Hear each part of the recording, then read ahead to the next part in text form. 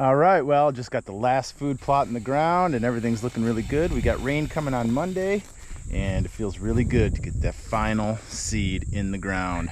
I'm standing in one of my coolest locations that I have here, and I basically built this for a lot of the kids that we hunt with. We got a couple killers out there, my son being one of them. So basically what we did was we designed this plot to be all clover chicory mix, and we've got a little ground blind over there. We've got a tree stand for the adults. And then I just converted this whole area here, which was a bunch of teasel. I turned it into winter rye, peas, buckwheat, and radish. And normally what would happen is the deer would come out of this area and kind of stage through here and then filter on by the ground blind. But basically we had a little opportunity to create some more food, so why not? Let's go ahead, put about a ½ acre in, and this is going to be kind of one of those early season target areas. With the ryegrass being only about a month old after germination, it's really lush, and the deer absolutely love it. They'll transition over here to clover, chicory, and then move on out to those destination fields, and hopefully one of the youngsters can get a crack at a big buck or a small buck or whatever. We're not too picky when it comes to the kids. They can shoot whatever they want. But now we're gonna have some fun. The seed's in the ground. It's time to do something really cool. I'm gonna show you guys how I go about ground hunting and self-filming and being very aggressive with my tactics. When it comes to hunting on the ground with bow and self-filming, I found it's easier to go in and do a little bit of preparation first. Not a lot, but enough to get you that spot where you can be quiet. Because normally when I go in and hunt on the ground, I'm getting very close to some buck bedding areas. And this particular spot that we're going to today is a big buck area. It is awesome, and we've got a giant that lives out there, and I am going in for like a 10-yard setup. It's gonna be super cool. I've got the place picked out, so we're basically gonna run back to the truck, get all the tools we need, and we can take a four-wheeler ride over there, and I'm gonna show you guys probably one of the coolest setups ever.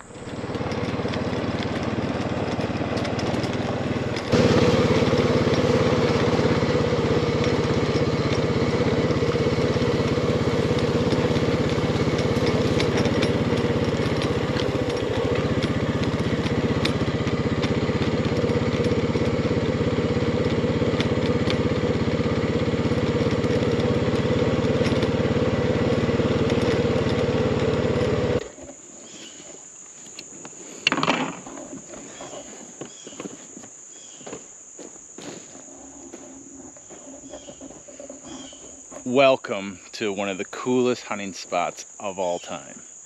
I know what you're thinking. What makes it so cool? Well, let's just imagine the four-wheeler is that big giant 6x4. What he's done in the past, he's lived over here. There's a pond. He beds up on that rise. He comes down and through here, and he goes to all these oak trees. There's whites, there's reds, and there's bur oaks. And they all are producing acorns. This year's a banner crop for acorns. Absolutely fear getting busted, getting out of a tree. When that happens, I feel like a buck never wants to come back to that particular spot, or he will just shy away from it. He'll stay 50 yards away at all times. But this spot, I'm like, okay, they're gonna wanna go to that destination corn this year, so they're probably gonna spend a little bit of time in this little food plot that I planted, and they can either go left or they can go right down that lane. The way it worked out, it was just a perfect horseshoe. I can hunt this side, but that puts me out of the money for a deer walking that edge, which I found they do a lot because they, for whatever reason, put scrapes on that line. They go up and then they'll cut in the woods. Or I hunt on that side. And I do have a good tree picked out, but it's basically limiting myself to that side. So my next option is to get right in there, right in that spot. So I can shoot here, I can shoot here, and I can shoot here. That's gonna be the ultimate ground pound setup. Now it's gonna take a lot of work. I got a ton of stuff to do, but I'm gonna show you how I do it. I basically will come in from the backside, start with my access, start clearing everything out, and then we'll start manipulating the front. So this is gonna be fun. let's get to work. Let's go. Really close to that deer's bedding area.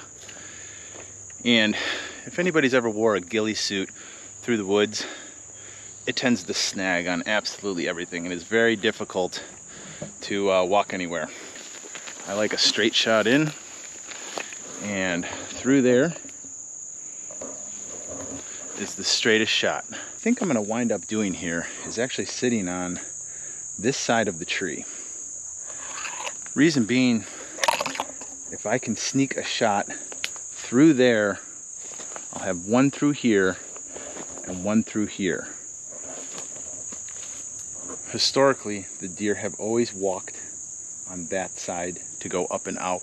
I just think they can see as they come up the hill, they can see everything better than through here. It really pinches them down. Some of the deer, believe it or not, don't like that during the day. At night they'll do it, but during daylight hours they walk that side.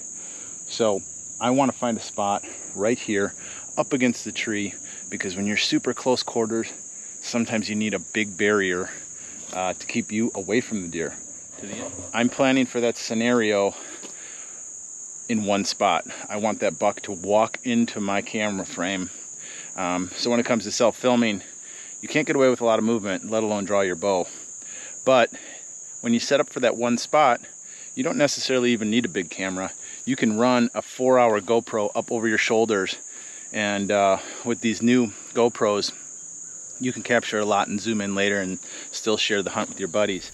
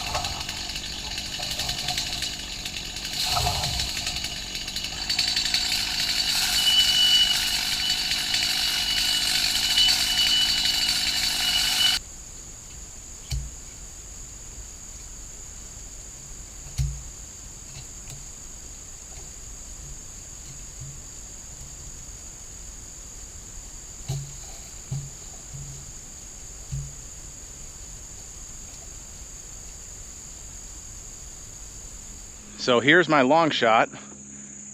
That's my last ditch effort. Right here, I have my main shooting area. This is probably gonna be where it's gonna happen. And then if I get him coming through here and trying to exit, I've got a little hole here. Now, you never wanna cut down absolutely everything in front of you. Deer are smart. And on the ground, what I've found is a lot of times deer are coming to investigate you. If they see something out of place or they catch you moving, they're gonna walk straight at you. Happens all the time, and a lot of times they get too close.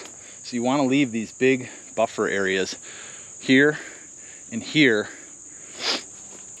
What I'll do at this point is I start bringing in everything else around it. So I cut everything down, I cut everything back, and now I'll bring some stuff in. I've got a few trees over here to choose from. I've got some pine branches over there, so I'm going to snip some of those pines, put them in and around in front of me. Basically, I'm looking for like a nice soft texture, something that's going to match the ghillie suit, because I will wear a ghillie suit top in this situation, because what I found is they give you that extra split second with a ghillie suit. If they see a head and shoulders and something moving, they are out. But if it's just kind of like a blob of grass moving around, they don't know what it is, as long as they can't smell you. All right, well, almost complete. All I got to do is hang the bow holder at this point. But I brought in a bunch of these pines, and this is basically white pine. And the reason I really like using this, I had to go a little ways to get it, is this color is almost identical to the ghillie suit. And my spot is all set. You know, I'm the type of shooter, I don't like being confined, so I need a lot of space around me. So if you take the extra time and build all that structure around the outside, you can literally get away with murder in here. So whether you're sitting or standing, or if I have to move from one side to the other, I clear everything around here and just make sure it's dirt, so it's ultra quiet. My access going in and out is real sneaky. There's no reason for the deer to want to pass in here. my back structure, I've got a bunch of branches, so if those deer, I can hear them coming from behind me, I know to get ready, turn the camera on, I can get away with a little extra movement. And when I'm talking about movement, I'm talking just enough to grab my bow and turn the camera on. You don't really get away with much, but my shooting lanes are awesome. I've got this little spot here, that's 12 yards. Out here, I mean, I could potentially shoot 40 yards. It goes all the way across. Actually, it's not even 40, but the bulk of the movement is always in and around here. So I have a feeling that's where my shot's gonna be. I've got my final window here, which is if they come from this corner, I'll know to just get my camera positioned here, and that's my opportunity. So I can get drawn back behind the structure, shoot them right there. Like I said, I'm getting real aggressive, going in there for the kill. I think this spot's gonna do the trick. I really, really like it. My food plot is only a few days old, but there are some sprouts popping up. And we've got a bunch of rain coming tomorrow, over an inch of rain, so hopefully it washes all my scent away, feeds the food plot a little bit. But my prediction is gonna be that buck is gonna come out of this trail right here. It's not a lot, but if he comes out of that trail and he wants to head this way, hit this oak tree, browse on this plot,